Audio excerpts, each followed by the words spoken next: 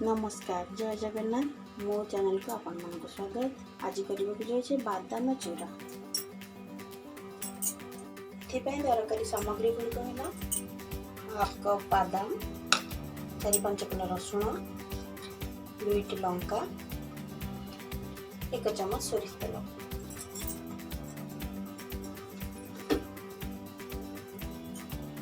प्रथम हम कड़ाई टी गरम करवा।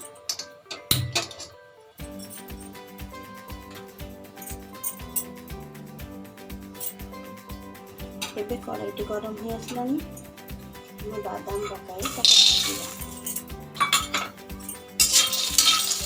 बादाम को भाजवा पाचिदा पर्यंत भाजवा। बादाम गुड़ी को बाहर करी आम चोपा बाहर करदेवा। तार चाहे बादाम रसुण लंका को बाहर करदेवा। से आम स्वाद अनुसार लुण पकईदेवा। सोरिष तेल अधा चम्मच सोरिष तेल दे गोलैदेवा।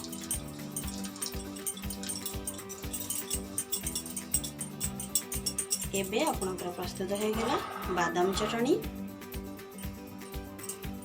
ई चटनी भात संगरे पखाला भात संगरे बहुत भल लगी है। जदि आपको ये वीडियोटी मोर भल लगे आप सब्सक्राइब कर दियंतु, लाइक करंतु, शेयर करंतु और कमेंट करी मते जणांतु। नमस्कार।